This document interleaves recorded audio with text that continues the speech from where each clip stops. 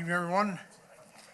Welcome to the regular council meeting, Council Chambers, City Hall, Tuesday, May 9th, 2017 at 7 p.m.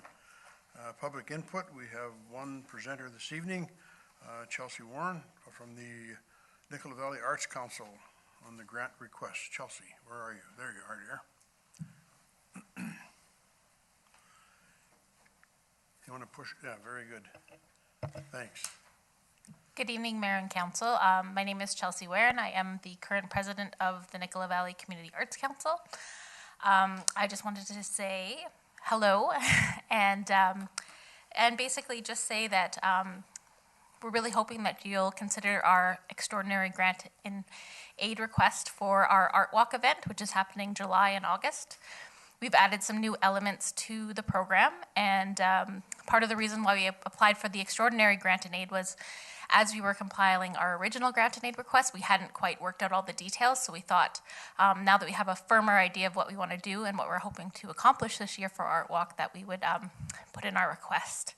We are going to have a great, we have Art Walk kicking off in July, and then we're going to be having a special Art Walk show in August at the Courthouse Art Gallery as well, and we're going to have a great wrap-up event where we're going to have hula hoopers, performing artists, interactive arts for kids, as well as our general reception, showcasing all of the talent that we have in Merritt in the Nicola Valley. So I really am hoping that you'll support our initiative, and if you ever have any questions, please feel free to get in touch with me. Thank you.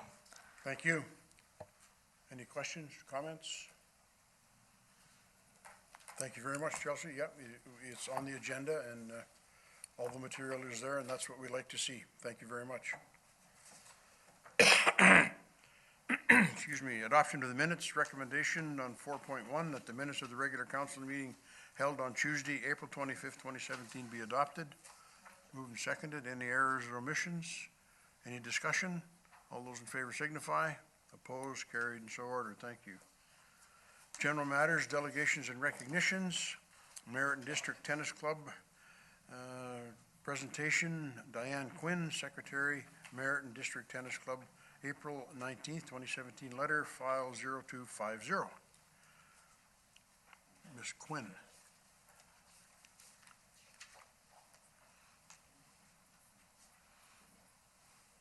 Thank you. Good evening. Push your button, Diane, on the mic. There you go. Is that okay? Yes, thank you. Thank you. Good evening. Thank you for having me on the agenda. Several members of our club are here as well. This is the second time. 2 years ago, I gave a presentation, and there have been some changes in our club's courts. First of all, I think I should mention a little bit of the history of our club. It goes back to 1989 when a few very energetic tennis players felt that there wasn't very good courts to play in, or very few courts to play in town. And with a Go BC grant, and as well as tremendous voluntary effort and a lease for the land from the city, they made 4 beautiful courts in a beautiful location. That was in 1989. The club has maintained these courts. The first surfacing lasted for 17 years. They was resurfaced in 2007. The city at that time gave us a grant of $10,000. Now, it's only been 10 years, as you can tell, since that last resurfacing. And this is one of the reasons why I'm coming again for hoping to get another grant. The surface is just 10 years old, and its life has been shortened by significant cracks caused by land movement. These cracks have occurred since our last resurfacing. We believe that they, plus the bank erosion above the courts, were caused by a blocked drain between Juniper and the cemetery. The drain was cleared this winter. The city did help us with a grant for the last resurfacing.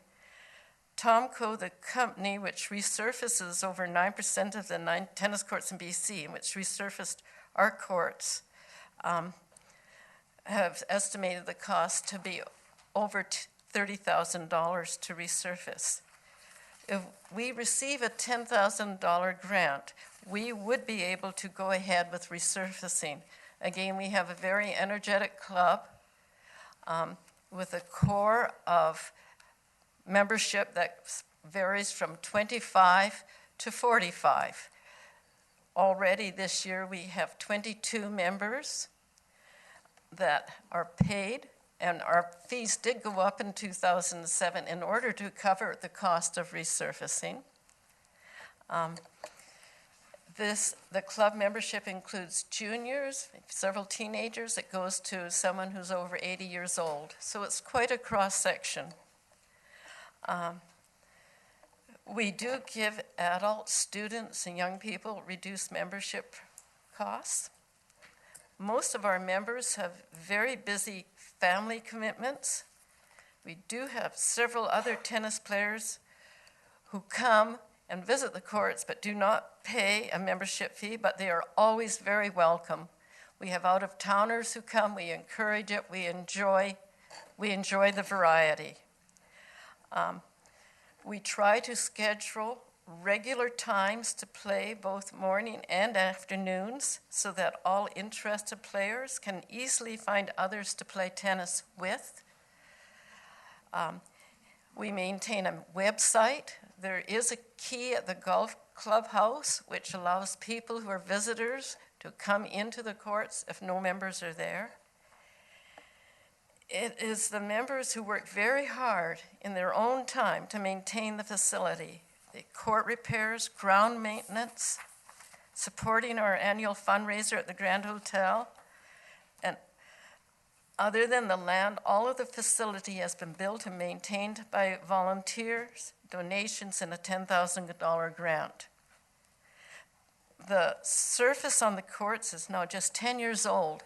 We believe that it would have lasted much longer like it had the first time, the 17 years, except for this land movement. As you know, we've had a lot of water this winter. That unplugged drain, which is up on Juniper, between Juniper and the cemetery, was just gushing with water going down it. We believe that problem is now fixed. The bank erosion doesn't seem to be reappearing. The clay on the courts from clay coming down is not appearing. We've had several heavy rainfalls so far. So we figure that the life of this last resurfacing was shortened because, unfortunately, unbeknownst to obviously everybody, this drain got plugged. Other than that, besides the other reasons we feel that the city could help us with a $10,000 grant, Pacific Sports uses our court for training young people and being beginner adults. That we run 4 tournaments a year. Only the club tournament is restricted to club members. So the 3 others, and we put it on our website. We invite other clubs from out of town. We've had people approach us from out of town that are visiting, wanting to play on the courts. They're always welcome.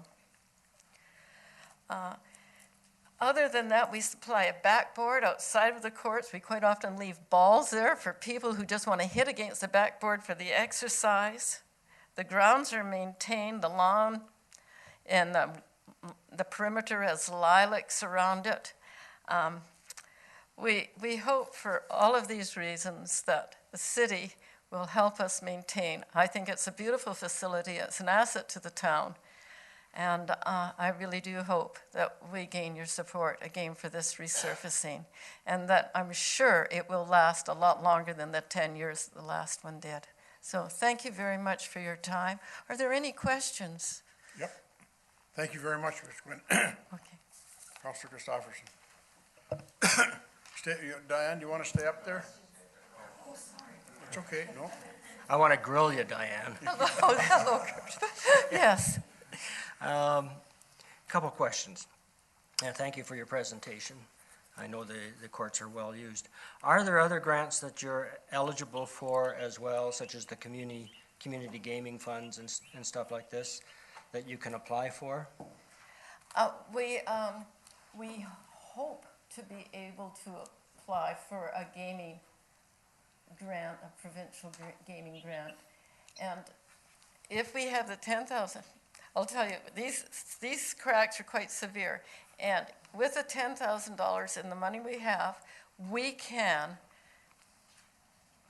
resurface the courts and fix the very worst crack, which is by the service line. If we can gain the gaming grant, which is in the process of being pursued, we will be able to come up with the extra money to do a really good job of fixing the other two grants. Tomco has said that they could seal them, but not the expensive way that we would do the worst one. But again, we're hoping with the land movement and that maybe even that will work for a certain length of time. Okay, you answered the second question already then. Are you able to raise the additional $20,000?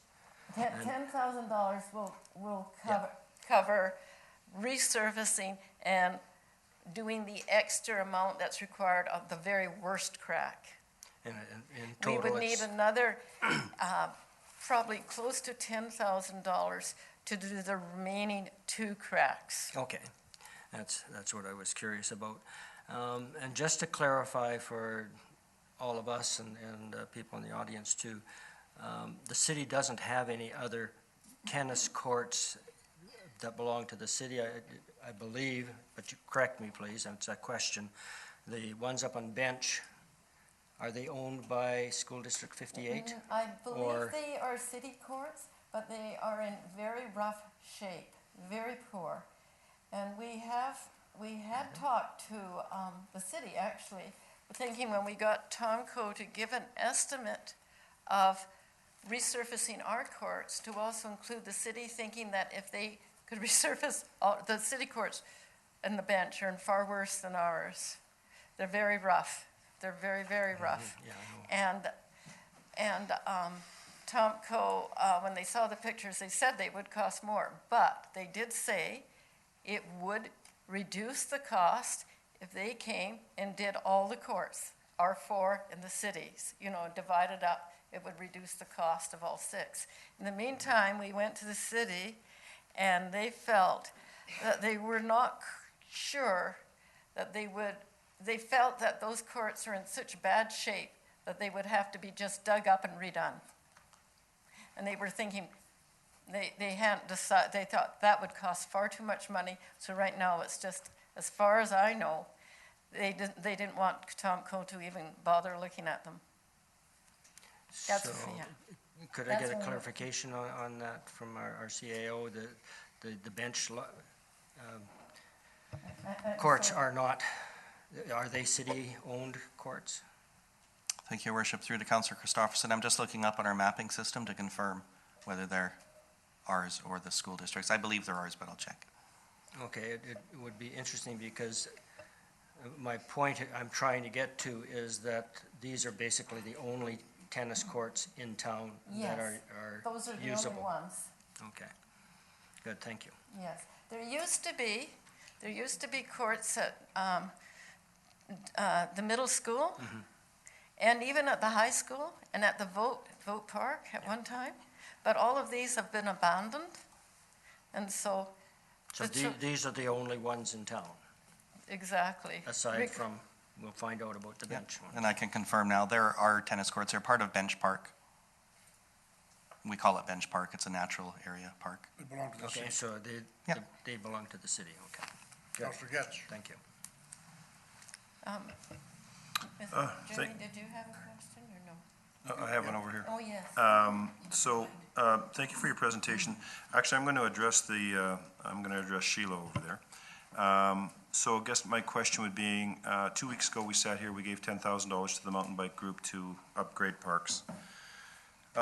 If we were looking at this, where would we find the money for this, or how would we do this, or what magic would you work, or, I'm just wondering where this would come from and how we could do this, or not do this, or is this something for budget for 2018? I'm just curious. Okay. Sorry. Yes, through your worship to Councillor Getz. There is approximately $10,000 left in the Community Initiatives Fund.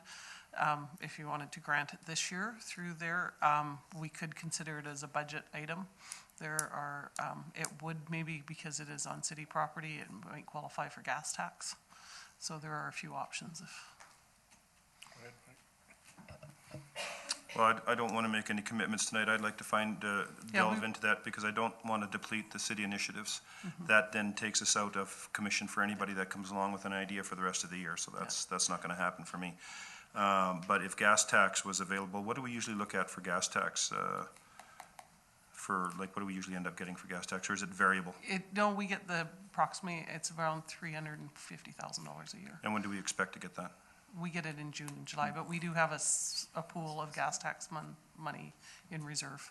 Okay, because I would be more comfortable doing this with gas tax Yeah, money. staff would bring back a report after tonight as usual process and explore the options. I'm not against it, it's just that I don't want to deplete the city initiative. I just think that would be not good of us to do that, so.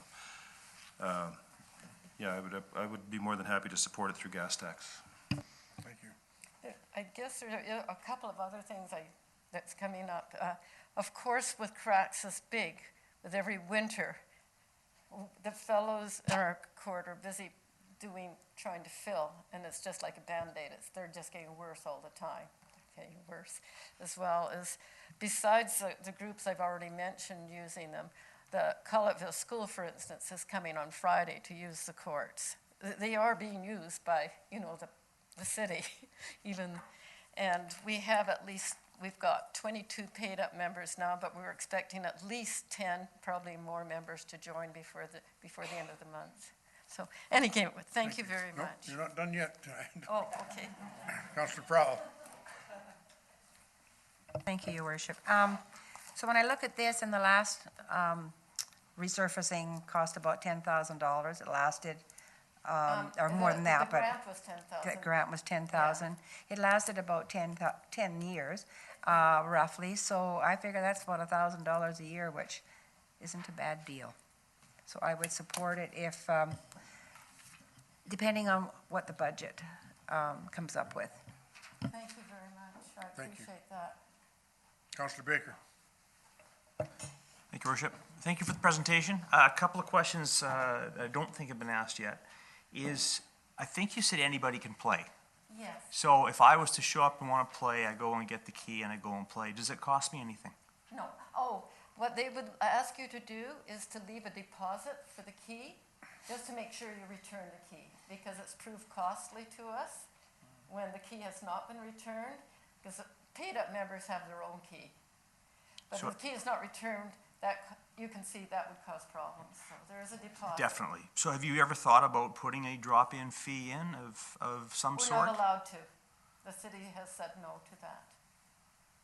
Okay, something we may have to look into.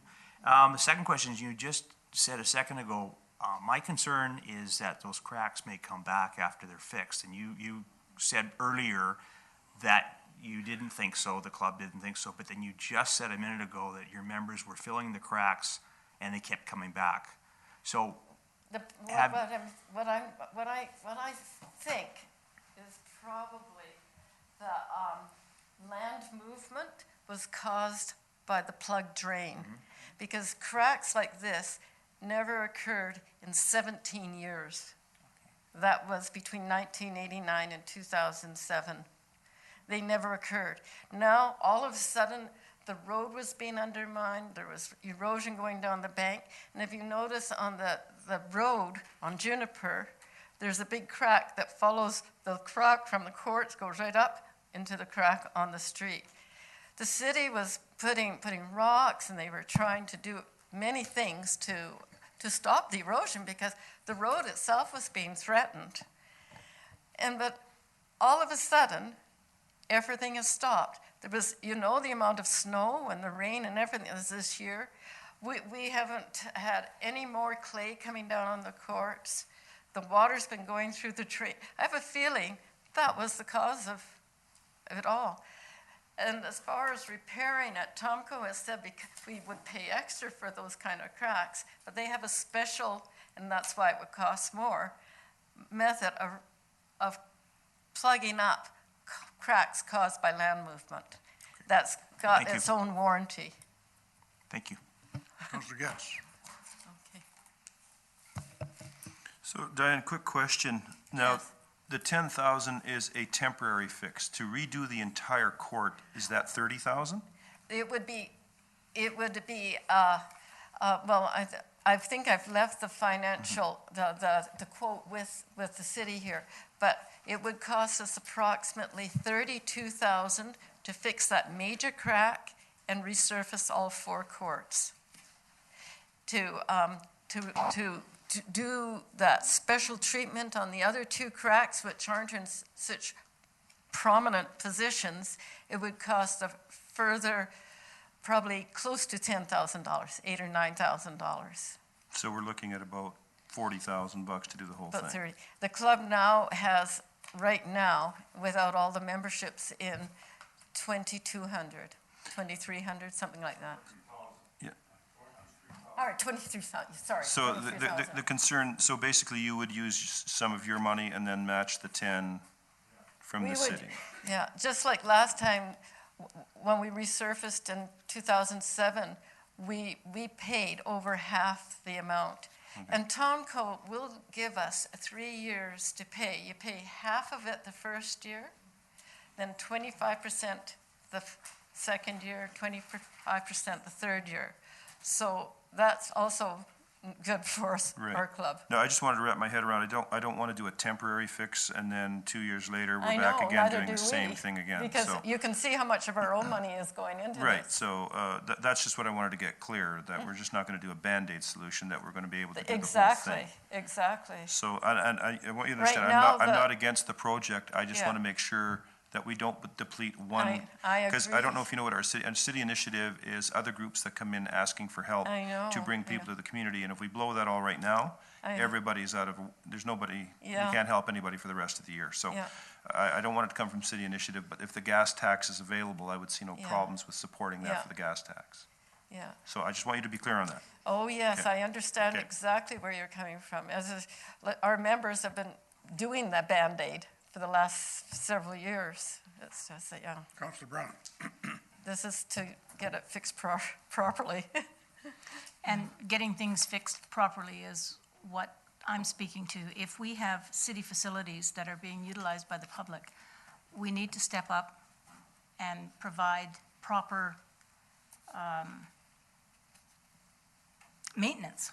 And I know that your tennis courts up above are your responsibility at this time, but we also have the bench tennis courts that also need to be looked at. I think it's something, it's just prudent, and I think we need to do due diligence in getting our equipment, our facilities, so that they're not a danger to others and that they can use them. Otherwise, what do we have them for? I think the problem with the bench courts is that they are probably very usable, but the surface is so bad. And from my understanding, now you can check with the city planner, they were undecided whether to put so much money into fixing them properly or moving them to a different location. Councillor Baker. But we haven't done either. Because of the recreation program, plan that you have, yeah. Councillor But it Baker. will, whatever, it would cost a lot of money. Right now, the city has helped our club, beside that grant in 2007, they've helped improve that access road, and also they put in a water supply, which we really appreciate. That was both things made were significant improvements to our courts and club. Councillor Baker. Thank you. This is not a question to yourself, so just so you know, and everybody else, that what'll probably happen now is a report will come back to us at our next meeting on what you have talked about and what our staff has found out.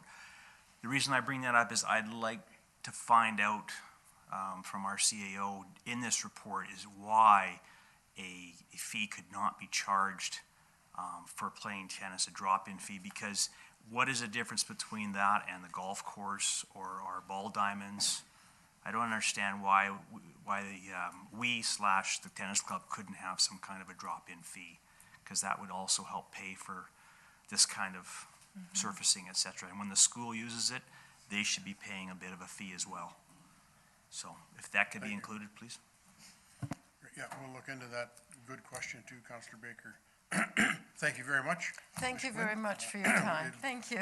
We'll take a serious look at it, and if there is a way we can do it, it looks like you've got some support here. So, I appreciate thank you. Moving on to 5.2, pickleball presentation. Mr. Brian Defoe, file 0250. Mr. Defoe.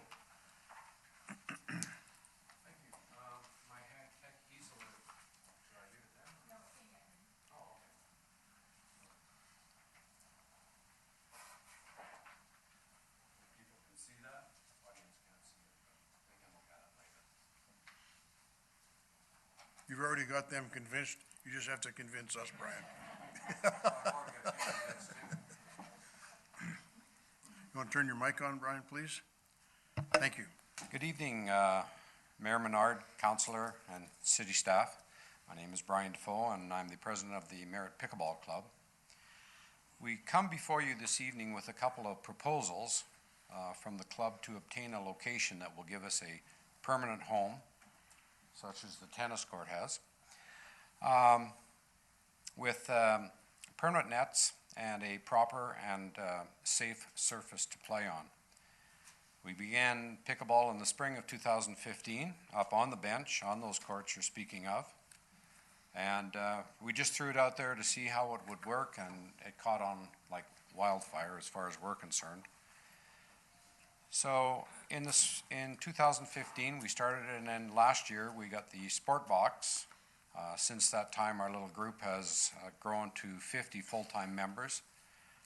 But to continue to have our club grow, we need to address some issues. The issues that concern that what we deal with on the outdoor facility, the sports box, are as follows. I've drawn you a rough picture of basically what we've designed in the sport box, and that's where we play for all of our summer months up into October. The biggest concern that we grapple with constantly is standing water with no drainage. When there is water in the courts, we have to remove the scuppers and then squeegee the water out to those locations in order to get rid of the standing water. Then we have to wait till the sun dries the surface before we can safely proceed with play. The surface becomes quite slippery when it is wet, and it's just unsafe to use. So I won't allow the players to go onto the surface until it's completely dry. So sometimes it's an hour or an hour and a half in the morning that we dedicate just so that we can proceed with playing.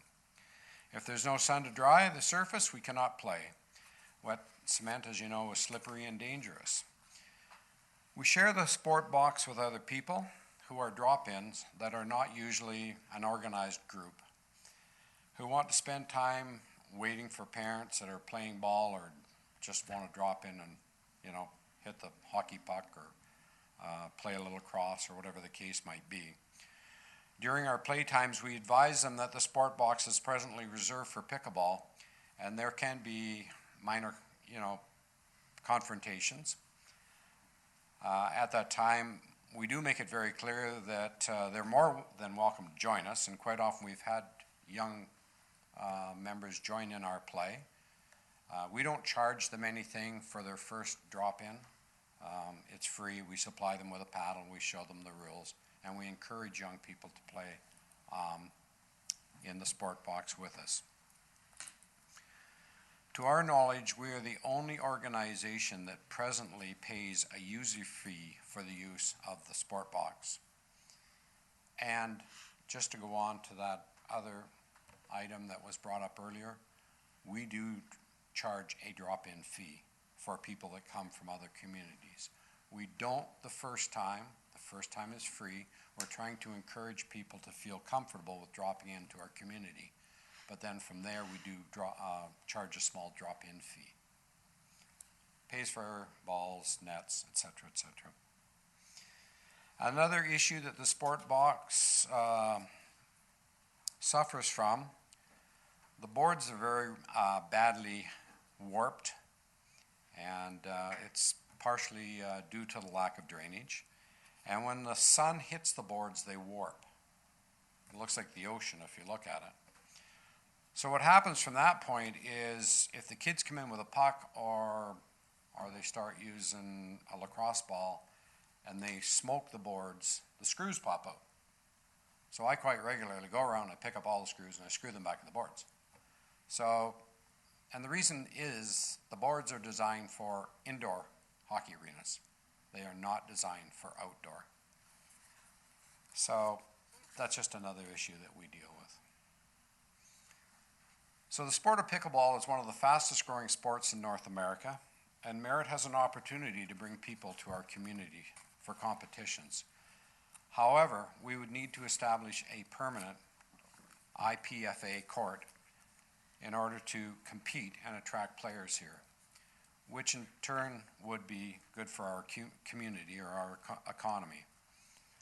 Presently in Canada, there are more 65 plus years of age people than there are children under 15, just another stat. And more seniors retiring every day. I read someplace that there are 5,000 seniors per day across Canada retiring. So this is the tip of the iceberg. So this indicates to us that we need to establish activities in our town to attract seniors to retire here. We've lost many jobs in Merritt recently, so we should work towards building a community that welcomes seniors. Seniors don't require jobs, but they do buy homes and spend their dollars here. We need ways to improve our population. We've got the weather, the great outdoors, the great location. However, we need to offer them activities to ensure they enjoy their time here and stay here. We're losing people from our community, as one real estate company tells me. Their statistics shows we're losing seniors from Merritt, and the main reason is not enough to do. Another real estate company indicates that over the last year, 70 to 80% of all local home purchases are from the Lower Mainland and other communities around the province of British Columbia, which means our housing and prices are attracting buyers. However, Merritt needs activities and facilities to keep them living here. So, how can we improve what we have and make it better? We need to offer them things like pickleball, tennis, outdoor activities that are going to keep people active and in our community. So I've come up with a couple of scenarios. I've priced them out, and I have handouts. I'll hand out on these as well. The first one is the sport box. One suggestion is we turn the sport box into a permanent home for pickleball. We can pave over the concrete. It includes a rubberized vapor barrier. At the crown or the center, there would be a 5-inch, that would be the highest point, and it would feather down to 1.5 inches. This would drain the water off of our courts.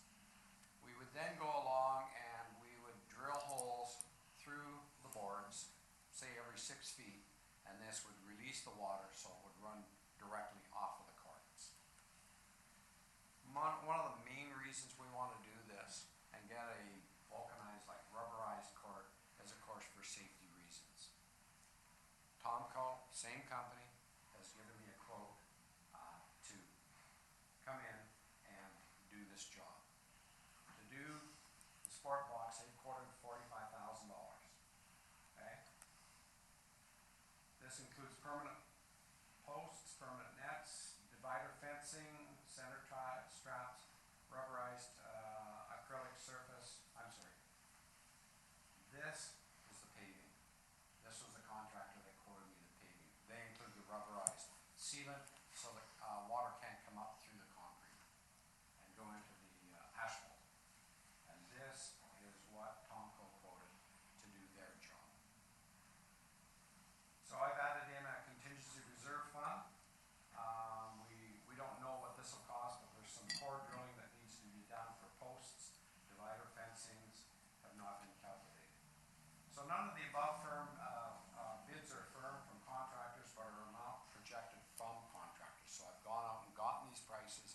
course, they haven't actually bid the job, because I don't have the blessing of City Hall to go forward with this. And until I get that blessing, I can't go out and start raising money.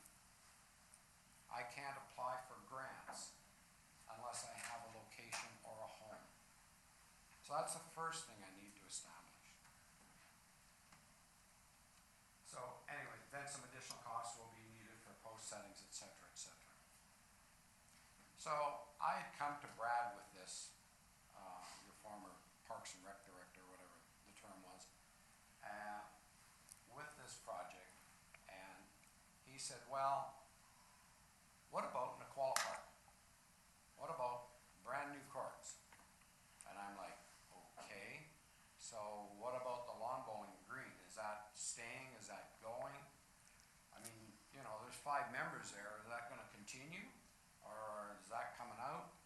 He said, well, just look at it like it's a brand new park from where the lawn bowling green ends to the tree line idea. So I went to work. I went and did all that pricing on Nicola Park. Dimensions are basically the same size with 6 courts as the sport box. Removing topsoil, trucking costs, excavator, paving, fencing, we've got to fence the whole perimeter, permanent posts, permanent nets, divider fences between the nets, center tie straps, rubberized acrylic surface, color lines, etc. Again, $26,000 from Tomco. Again, a contingency reserve fund. So what I've said here is none of the above are firm bids from contractors, but are amounts projected by the contractors I've contacted. Additionally, no costs have been projected for geotech or soil tests. That's the first thing you gotta do before you go in there. Do you have proper drainage? What is the soil? If it's just solid clay, you've gotta go down further to build up a base. So what I did was just the fun of it, because really, like the tennis courts have 4 courts. For us, 4 courts is more than sufficient. So I took this number, divided it by 6, and then times 4. The price came out to almost exactly the same as doing the whole sport box for 4 courts. So what I need from City Hall, I need from councilors, is I need direction. I need to know what direction I should be going for an address or a home. Because without a home, I can't apply for funding. I've already done quite a bit of work in regards to trying to raise funds, but the first questions that come out are, where are you putting this? I can't answer that. Well, I'll hand these out. Can I do that? Just go ahead, Brian, Okay. please. Ironically, we were in Florida around Christmas time, and I quite often play different areas. So we were in a place called Davie, Florida. So I looked it up online and went over there to play. Ironically, they play in a sport box. It's an old court, it's not an old court, that the city had, and they took it over from lacrosse people and made it a sport box on now. It was a sport box now. So these are my numbers, my projections here on the dollars that I just showed you up there. I don't think I have enough. I think I only did 10 or something.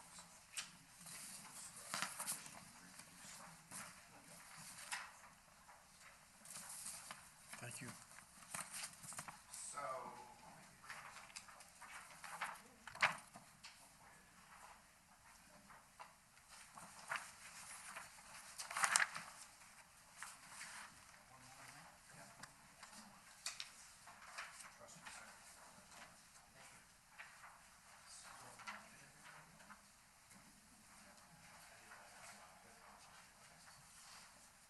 So,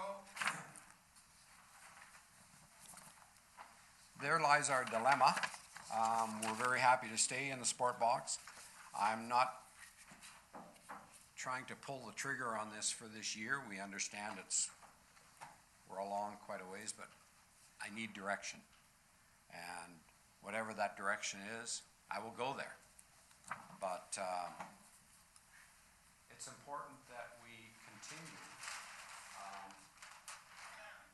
with this sport and make it grow. So questions? First question, on your first page on the sport box, Brian, your total is 90,000 for everything that you've talked about for 6 courts? That's right. Okay. And on the lawn bowling, it's 135,000, Yep. And then, and that's changing it to 4 courts. and then if you drop down, then I've reduced it down to 4 courts and it comes to 90,475. So if we were to look at it, 6 courts is more economical than 4 courts. Oh, it is, for sure. Yeah. Okay. But I'm Counselor trying Christopherson. I'm trying to keep it within, Yep. you know, a budget Counselor- that's. Counselor Christopherson. Yes. Okay. Thank you for your presentation, Brian. My question is more directed towards our CAO, or our finance officer. But CAO first. Do we have any paying user groups for the sports box? Through you, your worship, to Councillor Christopherson.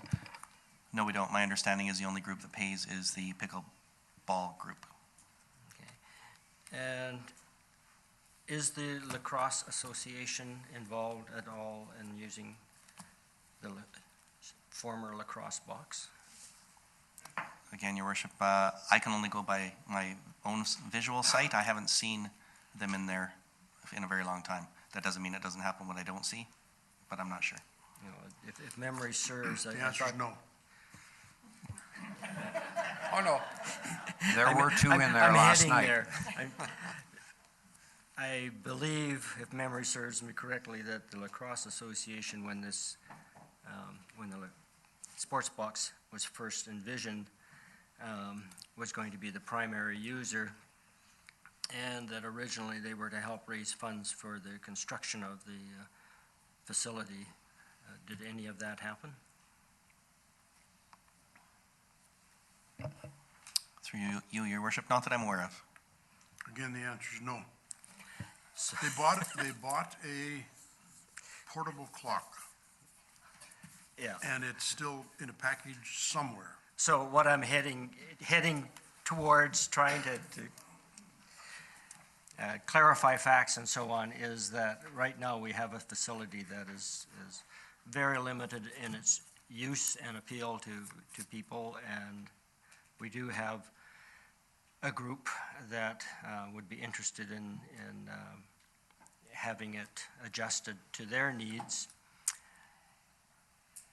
Are we going to be having reams of other user groups all of a sudden saying, oh, we want to use it, if we dedicate it to one user group? And I don't think anybody here can answer that question, but Want to bet? you can try. Thank you. Counselor Getz. So, Brian, thank you for your presentation. I'm leaning to the side of a whole new location. The sports box does get used quite a bit. I see people playing road hockey in there. I see some lacrosse people in there. In the wintertime, it flooded this year. There was skating in there, et cetera, et cetera. That's kind of a multi-use box, et cetera. I would be more than happy to talk about either Nicola Park or Vote Park, or the other tennis courts that sit empty, are a whole new spot. I'm not opposed to it. I just don't feel that dedicating the sports box right now would be a great idea. We're still having some issues over the overruns, et cetera. So it's a touchy little deal. But I would more than happy to look at a whole new home, to be honest with you, in another spot, whether it's Nicola, whether it's Vote Park or somewhere else. But I agree, the sport is growing. We've got places that we could probably do it. And for the difference, paving it over to what a new one would cost at $135, I don't see that as being a horrible thing. It's just, I think I would rather see a dedicated location rather than modifying the sports box. I think we'd be slightly crucified if we started to monkey with that to a certain degree. So I would rather see a permanent home in one of the other 2 places or other places. Counselor Brown. Well, my comment is, we're going to have to do something with the, what do you call it, the water runs, the poor drainage. We're gonna have to do that regardless of whether pickleball stays or pickleball goes. So we've still got costs with the sports box, no matter what we do. My concern is, there are users for that sports box when you're not there. There may not be organized users, but there's a lot of kids kicking around a ball or a puck or whatever they do when they're in there. And I'd hate to see them not be allowed at all. I don't envision your group needing it 7 days a week, 24 hours, and so not having kids utilizing it when you're not in it doesn't seem right to me. But I understand your issues, and I understand that you need something done. And it would be great to have Merit be an attraction for seniors rather than just the drain of our current population. So I'm with you. I'll look for the vision. I'm not quite sure what I'm looking at as the solution right now myself, but I'd like to have staff run some scenarios by us if they can. And I'm sort of there. Comment on that. I mean, it doesn't matter who uses the sport box. You have issues. There are liability issues, whether or not you recognize that fact. I mean, I see kids in there playing, and yeah, they're just in there running around, chasing the ball or whatever, but I mean, they're playing on water in there. And it is so slippery that I won't let my pickleballers play when there's water on those courts. So, what I'm saying is, in my mind, addressing the problem and going ahead and turning it into a permanent home for the pickleballers would alleviate a lot of problems in the future. Because no matter, even if we do leave, and I've been a resident of this town for 35 years, I'm just as concerned about the future as anybody. But you're still going to have the issues. You're still going to have the liability issues. And, you know, let's not be in denial. It's a total screw-up, that sport box. And I've suggested a way of fixing it, so this problem goes away. But finding us another location might not necessarily make it go away. That's all I'm saying. The other big issue is us seniors need bathrooms, so wherever we go, we gotta have bathrooms. Trust On me. that, Councillor Baker.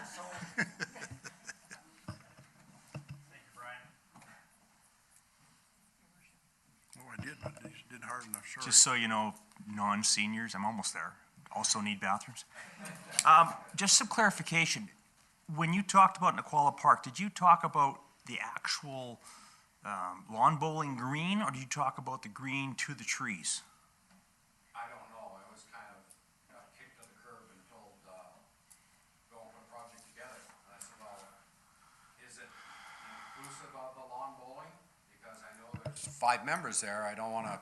So, not to interrupt you, but Go ahead. the thought that I have is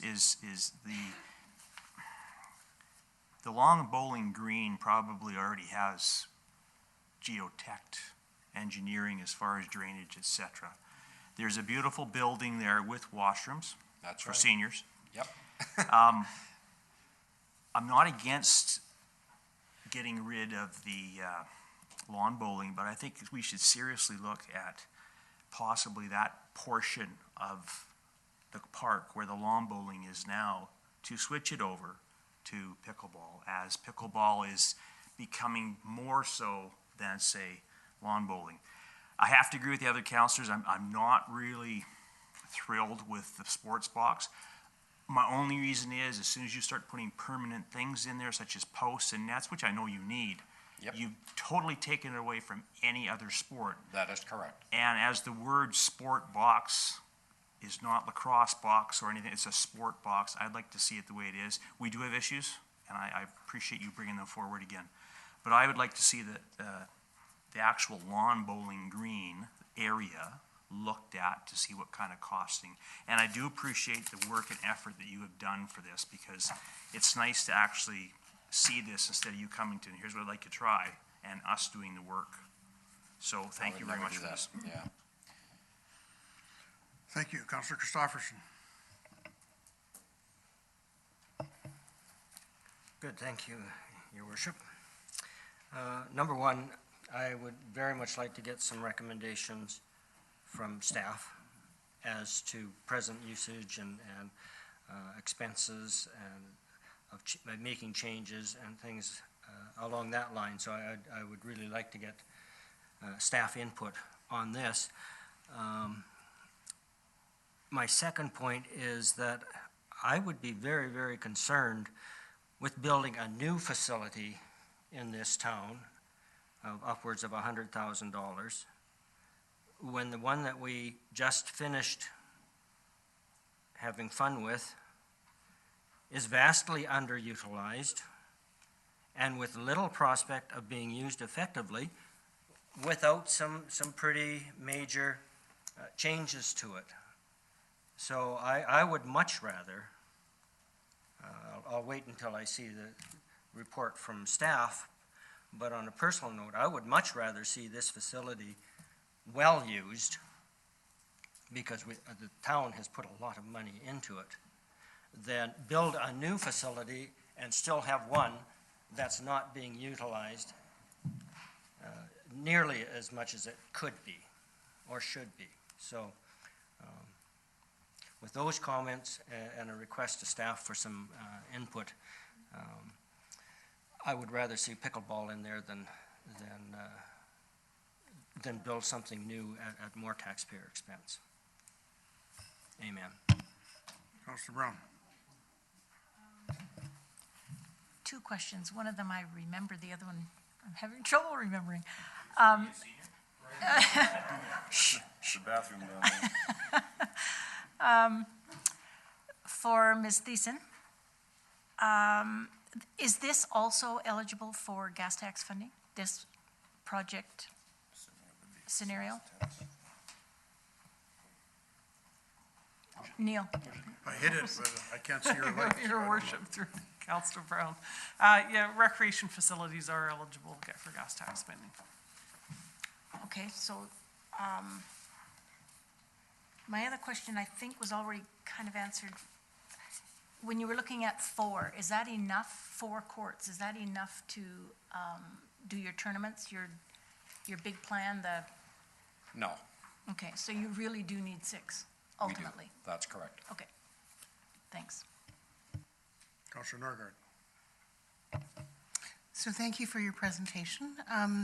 My understanding from what you were saying was you weren't necessarily asking the city to fund the building of a new park or to update the sports box, that you were just asking for the home, the land to do it on? We will be asking for some funding down the road, of course, but I can't do anything as far as funding is concerned until I have a home, I have an address. And then, you know, I'm a bit of a pit bull when it comes to these kind of things. And, you know, for those that have been around for a lot of years, we raised over $200,000 for Rotary Park. As a matter of fact, there wasn't a nickel of taxpayers' money that ever went into Rotary Park. And that was what, I'm not saying I can do that this time, but by the same token, it's just what we can do if we work as a combined group. And my pickleballers are all eager beavers, they're all hard workers, they've all got good minds that we can tap into those resources. But I need a start, I need a place to start. I just need the city to say, hey, the sport box with the modifications that you've suggested will be your home for as long as I'm around, and that's all I need. The other thing is, you know, location, location, location. It is a great location. There are nice washrooms there. And so there's a lot of pluses there as well. But I mean, we're happy with anything. Don't get us wrong. We started up on the bench.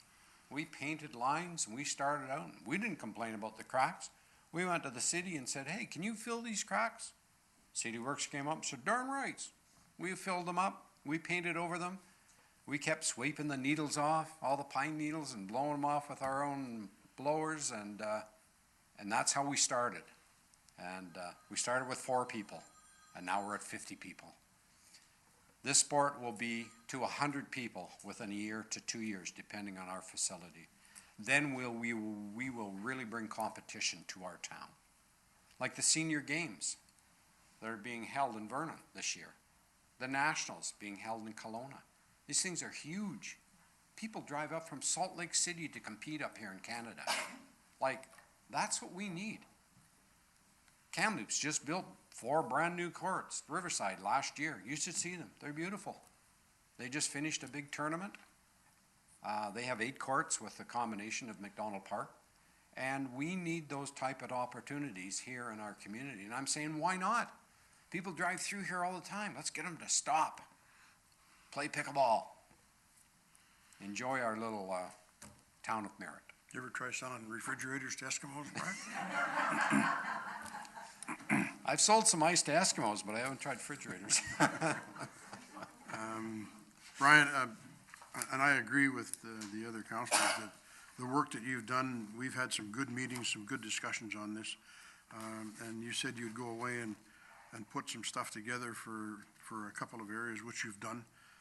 You've done an excellent job, and very, very convincing.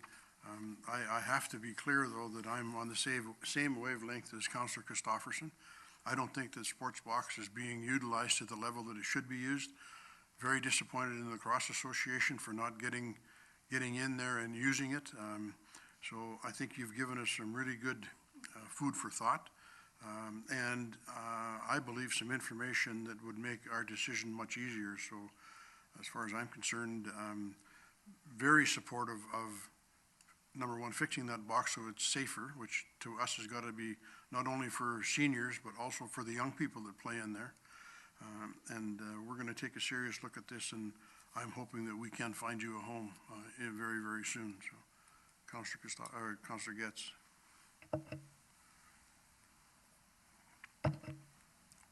This would be the CAO. Sean, did we not replace those boards because we went from the 4-foot to the 8-foot or the 8-foot to the 12-foot because of the same reason they were warping? Do we not have those boards replaced? And is it possible to drill some holes in that to put some drainage in to actually drain the box? I mean, like Brian said, we're not going to jump into it this year, but what can we do to make that safer? Or can we not punch a couple of holes, put some drains over top, and start pushing the water out that way? And did we not redo those boards because of the same issue that was happening? And if that was happening, or is the company still on the hook for replacing that? Because I know they came up and they did it, and if we're still having the issues, we need to talk to them again. Through your worship to Councillor Getz, yes, the boards were replaced once. Holes could be drilled, but the sports box was designed to be watertight to flood it in the winter. But that's not to say we couldn't drill holes. We can always put plugs in. Can always plug holes. I've got drains in my driveway and it still freezes over. You had to be Hercules to get those doors open to get the water out. It was unreal. Well, if I can comment on that, that's what we do. Oh, I know. That's what those scuppers are. We take those scuppers out, we got 4 big holes, and we have to squeegee the water out. I know, Like drilling more holes. I was there opening day and we had the downpour. Exactly. We had to have the back truck come down and pump the water out, because it is designed to hold water, or to hold ice, or to hold whatever. And yeah, we just went through a winter, like a winter we haven't had for 15 years, whatever the case is, so, whoopee, we got to put some ice in for a little while. And that didn't go as smooth as silk either, because nobody has all the facilities of pumping the water in and blah, blah, blah, blah, blah. So, I mean, the whole thing, as far as I'm concerned, is just, I won't say it, a nightmare. And, this is a way of getting out of this situation, trust me. We're gonna go in, we're gonna pave, you're gonna have a 5-inch crown in the middle, and down to 1.25 inches. We're gonna drill holes along the side, end of water problem. So it's a solution, that's all I'm saying. Well, I'm just looking for a temporary solution for this year. It's called the pickleballers Drain water. squeegees. We bought them, squeegee the water out. You'll see us down there. We can drain it out with holes, and that's what we do. Councillor Christopherson.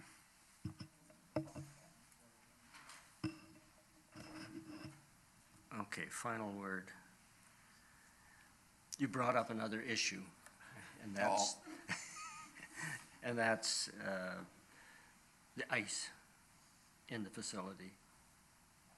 And we can't keep it in there because there's no cooling system for anything like that. So as far as I know, unless there's more knowledge across the way that can correct me, that facility is ever going to be used as a ongoing skating rink. It's a flat surface right now, which adds to the problem. So I again agree that here's a possible solution to what can be an ongoing problem, especially if there's ice in there and affecting the cement and the whole bit. Through you, Your Worship, Councillor Christopherson, you're right, there's no coolant system in the concrete surface. It's strictly up to Mother Nature. And it's very bad for the cement, for the concrete surface, I understand. It is, and if I can mention that, we do have already some cracking that is happening because of that. I did mention it to Brad. However, again, once we put the rubberized surface on there, we don't have to deal with that at all because it insulates that problem. So that's another issue that if we don't go forward with it as a pickleball court, Ongoing nightmare. that the city's gonna have to deal with grouting all that stuff out and dealing with those issues, which are cracks that are coming on the concrete. So, Thank you for bringing that up. you're more than welcome. I'm sorry, I'm not trying to be the bearer of bad news, I'm trying to be a solution to good news. So that's how we have to look at it, as a positive solution, so that's what I'm trying to do. The truth Thank of you, the Brian. matter on that issue, Brian, is we already know it's a Yes. white elephant and there's no question about Well, it. And let's fix it, let's we make gotta it good. fix it. You're Yeah, right. That's the answer. Absolutely, let's make this problem go away. Yeah, if it's one of those things that they say if it's not broke, don't fix it. Well, it's broke, so let's fix it. So Sounds good. anyway, thank you Okay. ever so much. All right. A really good presentation, and we're gonna have some good discussions on this, Yeah. and we'll get back Well, to you thanks to ASAP. the counselors and city staff and my pickleballers for joining me here tonight to show their support as well. So Right. thanks very much. We Look forward appreciate to that, hearing too. back, and of course, I'll be available for any kind of return that you need from me. Yep. Thanks. Yes, I know. I visited them, I know where they are. Thank you very much. Is there a user fee on those? Pay as you go. That's called pay as you play. Just leave a deposit. Do you have a key? Okay, moving right along, gang. Heritage Commission on Unfinished Business, 6.1. Heritage Commission Director of Corporate Services, May 1st, 2017, report file 0546.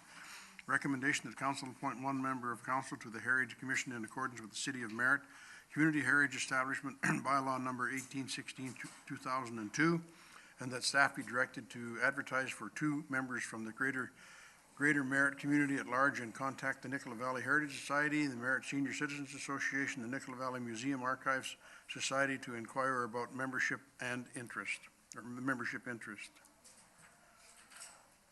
What is your wish? Move, seconded, discussion? Councilor Brown?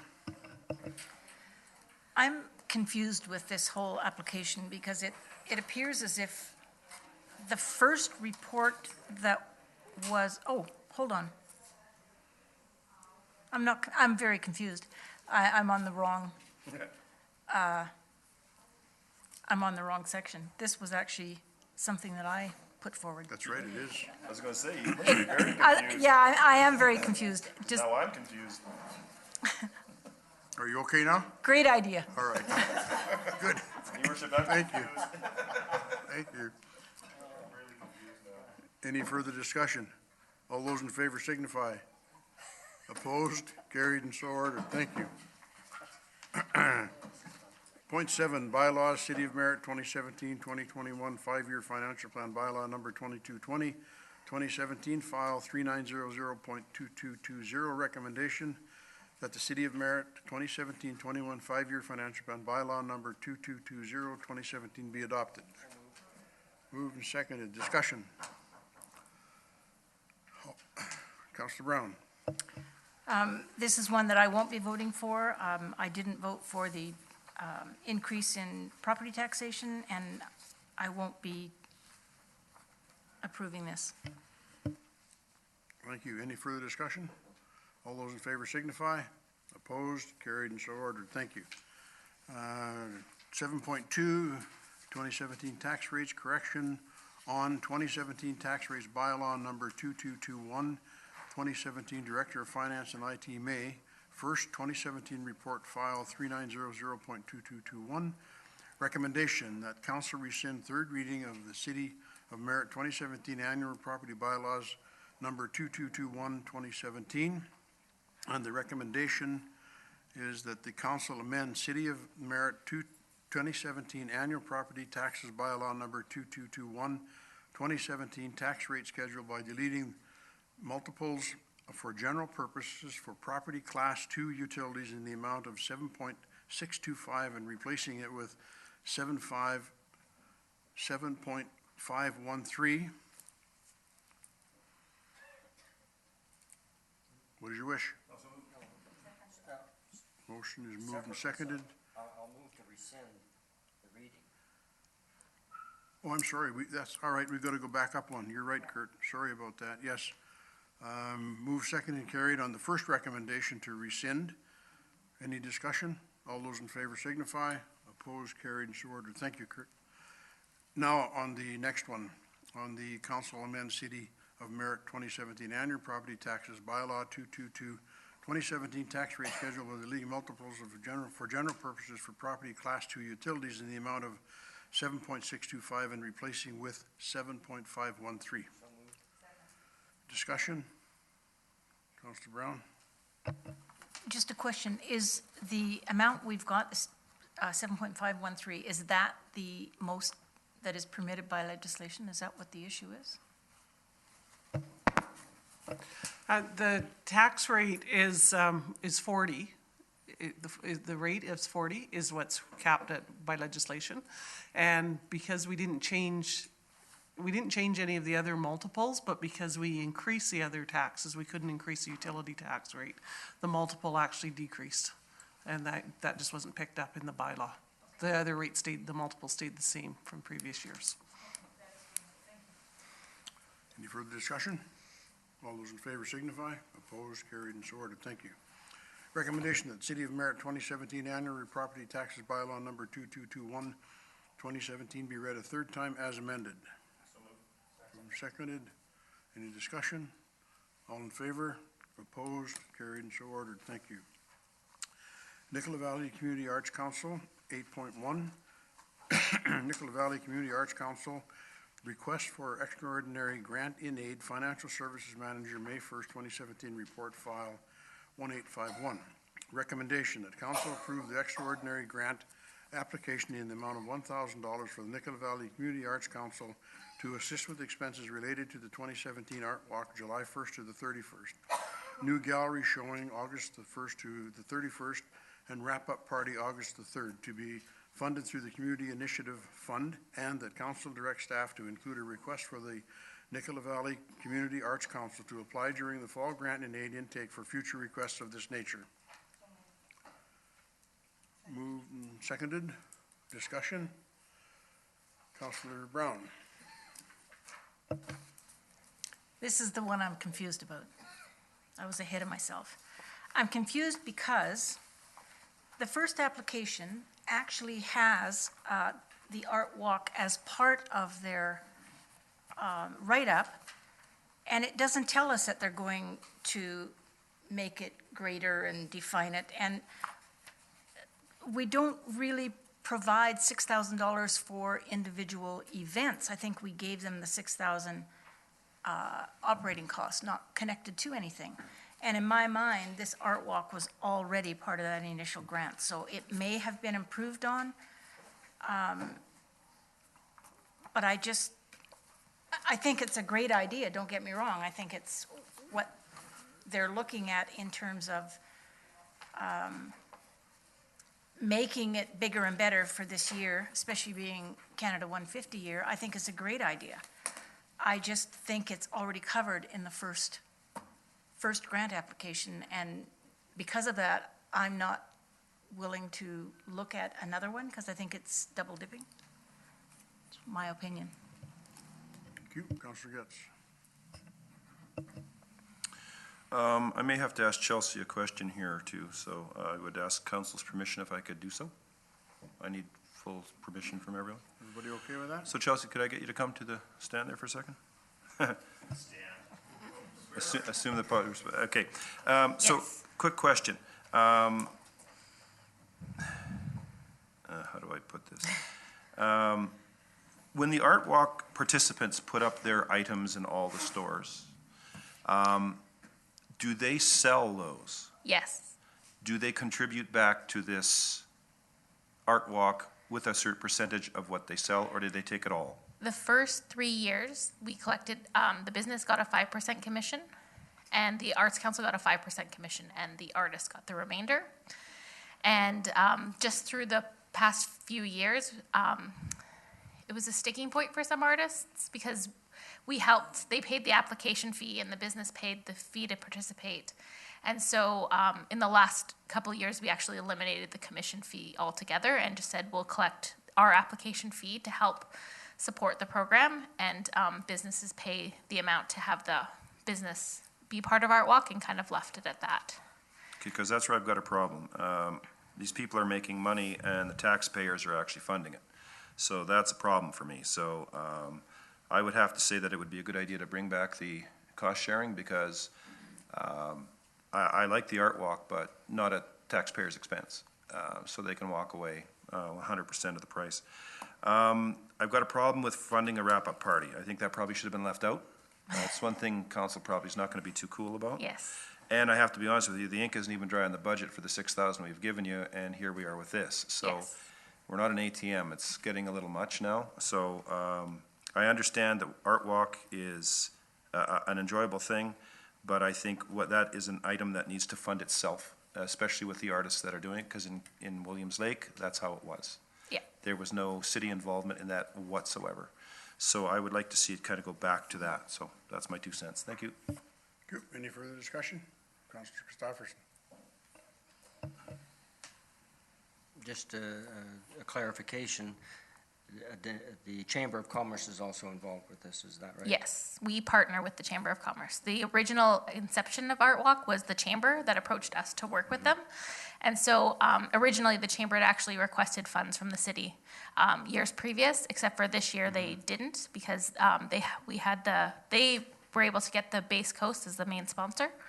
And then we weren't sure at the time, with the transition between the old board and the new board of the Arts Council, what our involvement would be. So in the grant and aid request that was submitted December 15th, we put in that we would be participating in some way with Art Walk, but we didn't know exactly what that was going to look like, which is why this application's come in this way, because as a new board of the Arts Council, we looked at what our involvement was going to be with Art Walk, and rather than, we were originally thinking maybe we'll just be a business, we'll pay the fee, and we'll have an Art Walk artist at the gallery.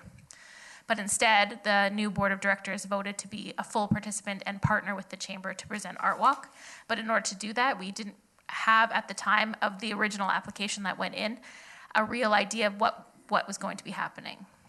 So is the Chamber of Commerce contributing funds to this? Yes, so they are going to be providing the prizes. They're going to be paying for the Pandora bracelets.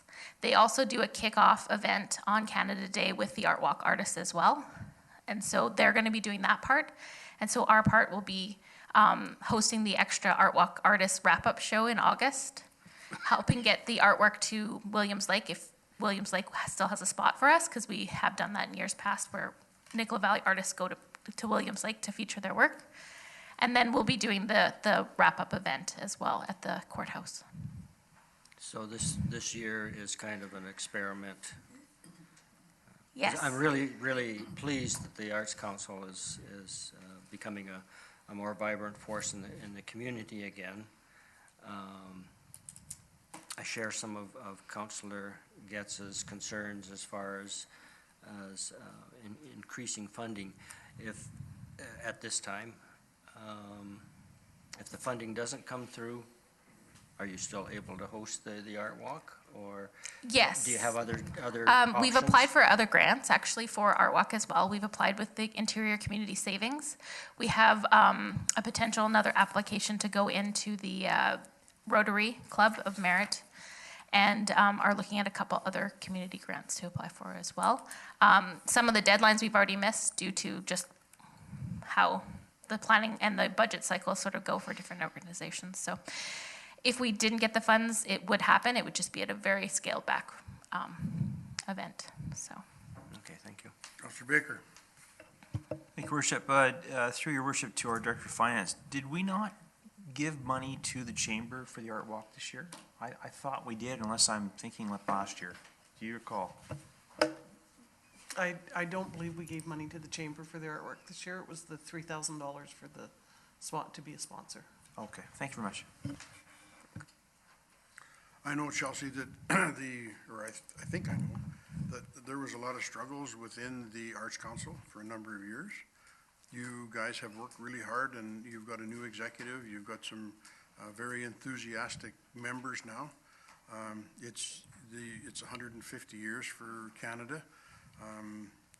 I have trouble writing my name, let alone try and do any of that stuff, but I think it's important that you're getting that organization back on its feet, and it's starting to contribute very well to the community. And we've helped you, and the only thing that I don't like about this was mentioned by Councillor Getz, is paying for a party. Unless we're all invited, maybe we'll change our mind. But, no, I think you're doing a good job. I think we should go this one more time, but hopefully by next year, you'll be back on your feet, because it's an important organization to the community. So we appreciate your work, but you can't keep coming back to the well, dear. Thank you. Absolutely, completely agree. Thank you. Any further discussion?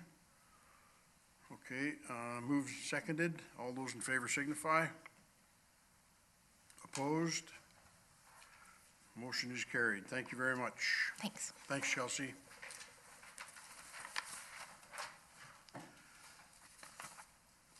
Eight point two, 2017 first quarter report for visitors information booth at the Bailey House Tourism Economic Development Manager, April 27th, 2017 report file 224048. And my guess is that's, oh, did I? Yeah, we're okay. That's just for information purposes, I'm assuming. Any comments on that? Councillor Prowl? Thank you, Your Worship. I'm quite pleased to see that the Heritage Society is hiring 2 summer students. They were successful in receiving a BC Canada F-150 grant, and sounds to me like they're doing quite well over there. Thank you. Thank you. And any notices, Councillor Christopherson? A question for Sandy. I believe funding for Bailey House is done on contingent upon receiving the reports on a quarterly basis. Is that right? How do you get your funds? Immediately after your report is received, or is there a delay of time, or? It was due a month ago, so far we haven't got paid for that report. Okay. You need to do the same thing as Councillor Getz did before you start asking the public questions, Councillor Christopherson. Oh, I'm sorry. That's okay. Sorry. You got away with it this time. However, Sandy didn't say anything. no, I know she didn't. Sorry, yes. Okay. Thank you. Any further discussion on that? Any notices of motion? Councillor Prowl? I have two, Your Worship. My first one is that staff prepare recommendations for an empty house tax and a reporting protocol. This is similar to the City of Vancouver's new law that they've just passed, because they've had so many empty buildings, nobody in them, and so I would like the staff to look into that and come back to council with something that maybe the city could consider. This is a special tax. It's called an empty home tax. And you can call it empty home business tax if that's what you want, and the reporting protocol. Apparently Vancouver's had a lot of issues with this, so they've come up with this new system. So I'd like a report from staff to see. Second one? Pardon? And my second one is a motion to decrease the speed limit to 30 kilometers an hour from 50 on Vote Street for the length of Central Park. Thank you. Any other notices of motion? Thank you. Reports from council. Councilor Brown. Okay, I had forgotten this part of the agenda, so I'm not as well prepared.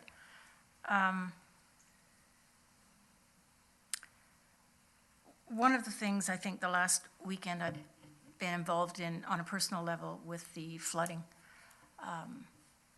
and it's kind of taken up a lot of space this last week. I'm sure it has for all of us. And I don't know that we're out of the woods yet. I think there's still, if we're looking at more hot days and more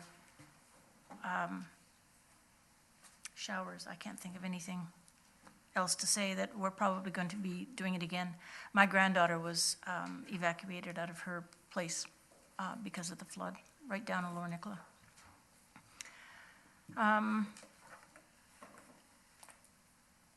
There's been a lot of stuff going on. There was the home-based business on Saturday that I walked through, and there was a lot of musical events and dance events. School District 58 had put on some pretty neat stuff for their, I forget what they called it, but I went to a dance school at the Civic Center on the Tuesday. On the Thursday, there was another choir concert that was just amazing. They had the Naramata choir there, but there was also the Kamloops choir, and both of them were just great. On the Friday night, I also went to a gospel brass that was at the E Free Church, and I was expecting them, I think, to be a little more polished, because the other two that I had seen the night before were really good, and they weren't as polished as I was hoping.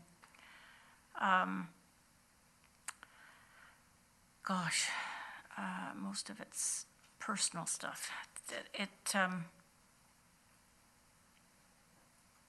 I'm going to say that's about it, because we were at Sun Peaks. I guess that was the biggest thing we were at, Sun Peaks, over the last couple of weeks, couple of days, for our SILGA conference. And I found the conference really informative this year. They had some really good speakers and some really good topics, and I appreciated that. And the Comfort Inn grand opening, that happened on last Saturday. And the mayor and I had a tour of the facility a few weeks before that, and it was pretty fantastic. But I think this is a great business for Merit. I wish them all the best, and I think they're doing a great job so far. And that's pretty well, I guess, policy meeting today. That was long and hard, but it was a good one. And I think that's it. Are you sure? Thank you, Valinda. Councilor Getz. Thank you, Worship. So Gas Buddy, Merit today, 116, down 2 cents from the last time we met. Kelowna and Vernon, the exact same price. Kamloops, $1.12.4. Vancouver, $1.17.9, a drop of 10 cents since the last time we met. Prince George, 99, a drop of 5 cents. So people are getting into the idea that price of fuel is going down. World oil today, 45.88. Last time we met, 49.56. The only thing I have to report is Silga enjoyed the Silga conference, especially the socks were the best part. I was really impressed with how we got all the motions done. Didn't leave anything hanging out, got it done quickly. It would be nice if UBCM could follow the same deal. Instead of having to listen to certain people speak at the mic every 5 seconds, it was kind of nice to see it all go through and get done. Enjoyed the presentations and the networking. And yeah, that's it for me. Thank you. Thank you. Councillor Norgard. So yeah, Silga was great. I found it very informative, like my colleagues. One of the things, though, even though I appreciated getting through the resolutions quite quickly, I would have liked a little more discussion and introduction into the reasons why we should support or not support a particular resolution. Yeah, and also went to the opening of the Comfort Inn, and I really appreciated the comments that were made about how cooperative and how well our building department was with the owners and getting that building up. It's a beautiful building, and I appreciate the architecture, and I told the owners so because it so suits our valley with all the wood. So I appreciated that. On May 1st, had the first food security roundtable. It was well attended. Slightly short notice for people. There were other people that wanted to be there, so we'll be having another food security roundtable on May 15th. And a number of really great ideas came out of the first meeting. The next meeting is starting to look at what projects we might actually be able to take on. Small projects and bigger dream projects. On May 3rd, I slung hash at McDonald's. I actually didn't do any of the cooking. I just gave people their food, and that was a lot of fun. I don't eat McDonald's food, but I had to actually have something that day after spending 2.5 hours handing it to other people. I kind of wanted to try it again. And my last thing is the donation center. For the Kengard Manor people is still open, but it's by appointment only. So the phone numbers are up there. It will need to be closed down by the end of the month. So you may be looking forward to a small garage sale on May 27th for the any monies that we make from selling whatever's left over will go back to the community. So there you go. Thank you. Councillor Baker. Thank you, Worship. I'd first of all like to thank Mayor and Council for taking care of business for the last month while I wasn't here. I know it's a lot of extra work for yourselves, and I really appreciate you supporting me. I'd also like to give my condolences to the city of Cache Creek. They lost their fire chief in the flood. I couldn't help but listen to all the good things about the gentleman, and I couldn't help but think about our own fire chief and exactly what he does in our community and what would happen if we lost him. So it really brings home the fact that we have some individuals that work for us, that put themselves out there all the time, and this time here it was unfortunate. I'd also like to thank or congratulate Daryl Finnegan on his new job with the school board. And we're going to miss him, we're going to lose him, but he's still in town. And as our CAO said, we'll still be using him, picking his brain whenever we can. I'd also like to congratulate Graham Whitecross, who was named Citizen of the Year. Another fine merit citizen who got an award and very well deserved. And the last thing is I'm looking forward to the business walk on Thursday. I've never been able to participate in one before, but I'm looking forward to this one, so. Thank you. Councillor Proud. Thank you, Your Worship. I too attended Silga 25th and 28th, and I found it probably one of the best conferences we've ever gone to. I learned a lot. May the 2nd, I attended the chamber meeting on the logging show. Things are moving along quite nicely. Let's see here, I can show a picture. This is the one this is they're adjusting it a little bit. That is September 15, 16, 17. They have 6 carvers so far, so that's going quite well. Pardon?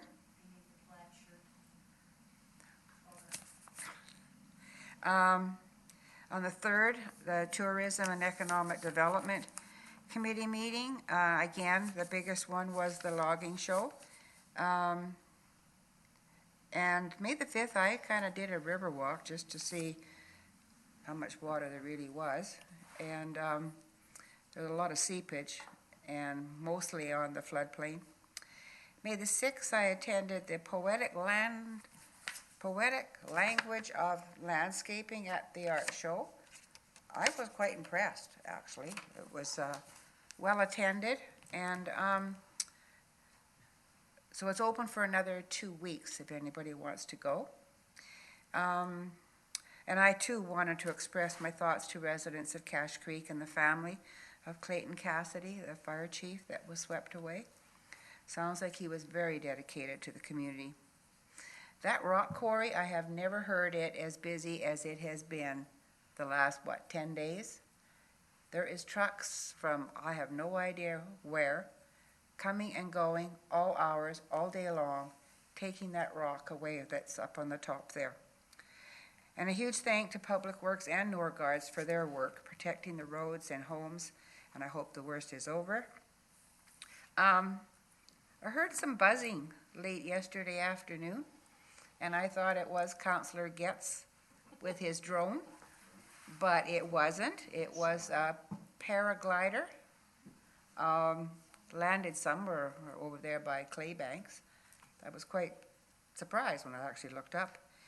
And just a reminder about that burr buttercup, it is everywhere. And if people don't know what that burr buttercup does, as soon as that little yellow flower and the little green top dies, it is a rock hard burr, and it hurts. And I've done my motions, and that was it for me. Thank you very much.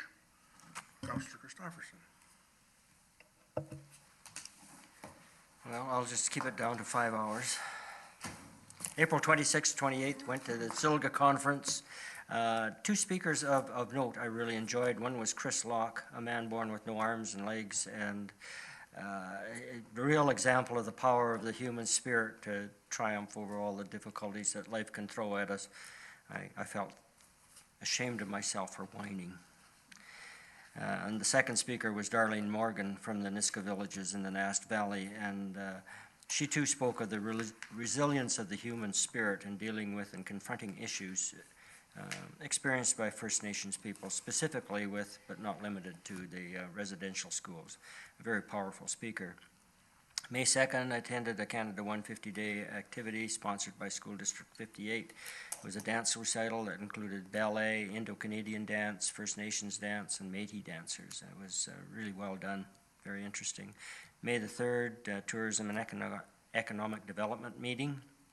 May the 4th, another Canada 150 event, a community band, and I must say that the Merritt Community Band is truly marvelous for a city our size. They're quite extraordinary.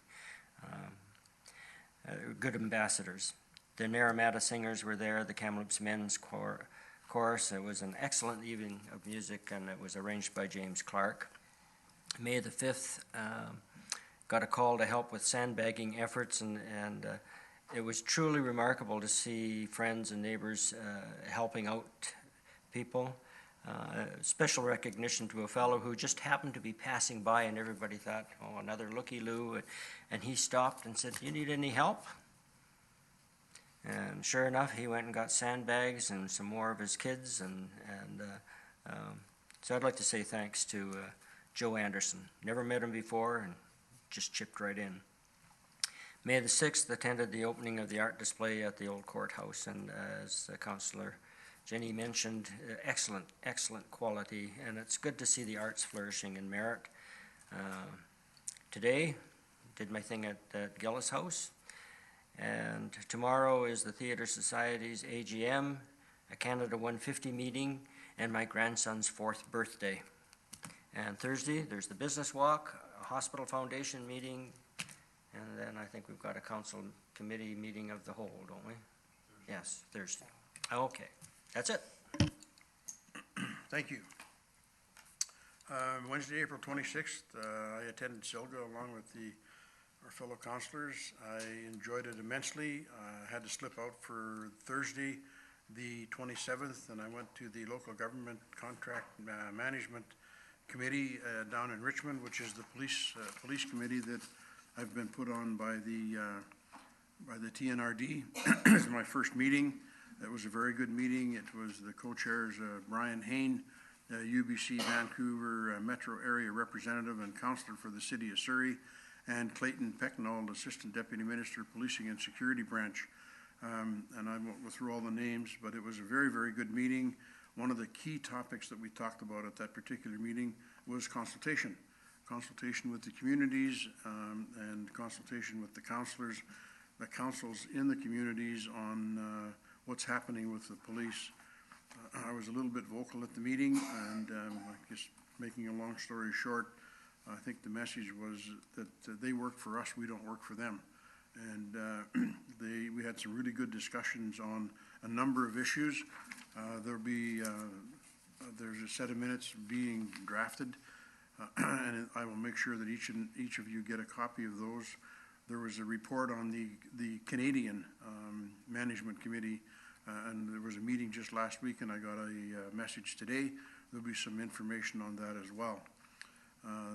There was, we talk about the dog programs, member leave, we touched on pensions, pay increases, health benefits, and we were able to be very vocal on a number of these issues.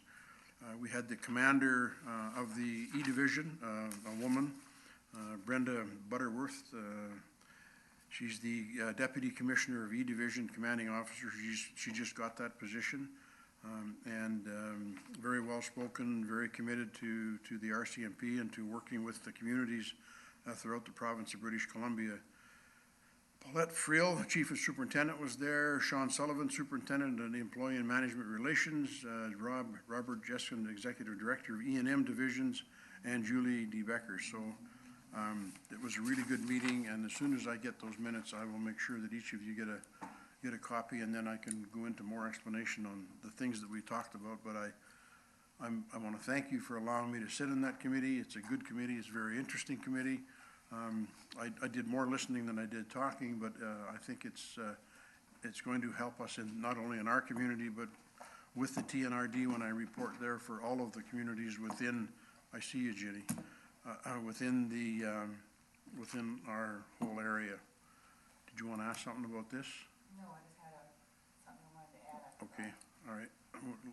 Wait till I'm done if you don't mind. On Friday or on Saturday, I attended the grand opening with Lally and Jesse Rendawa, and it is a beautiful building.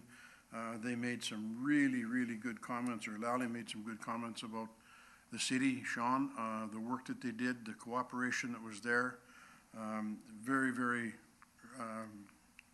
highly commendable as far as the work that we did. So please pass that on to everyone. It made Deanna and Linda and myself who were there feel really good about our staff and the work that they can do and the work that they are doing.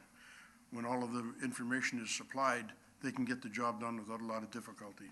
I was very, very appreciative.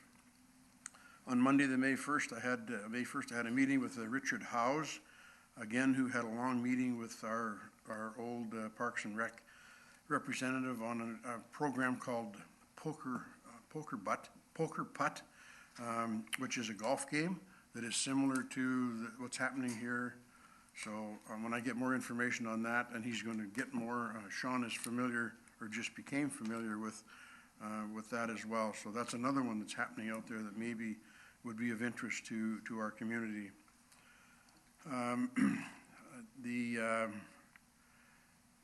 May the 3rd, drop-in day was a good day. Had some really interesting people drop in, and I think I put it in your boxes, but it was good. I really enjoyed it. Some really long meetings, a very good meeting with Chief Lee Spahan. And we talked about a whole number of things, and they really want to work with us on a number of issues, but the reason he came was to talk about BC Transit with myself and Ms. Thiessen, who attended the meeting and given the information, and he's going to get back to her, and hopefully we can have them on board for next year. But it was a good meeting, and it went beyond the BC Transit. I went to McHappy Days and handed everybody their drinks and their grub as they went through. It was a lot of fun. I enjoyed that. On the 4th, I went to the Canadian Tire grand opening. There was a bit of a miscommunication between me and Mike on the time. They originally told me it was supposed to be there at 8:30, and I got a message at 8 o'clock wondering where I was, so I hustled my buns up there. And anyway, I spent some time there, had a good chat with Mike. He's done a great job in that store, and I think he's improved service greatly since he's taken that store over, so it was good to participate in that as well. On Monday meeting, the 3rd, I think it was, what did I do?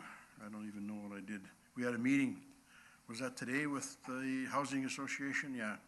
Ann Howard, the director, Maggie Cheney, Councillor Norgard was at the meeting with us today.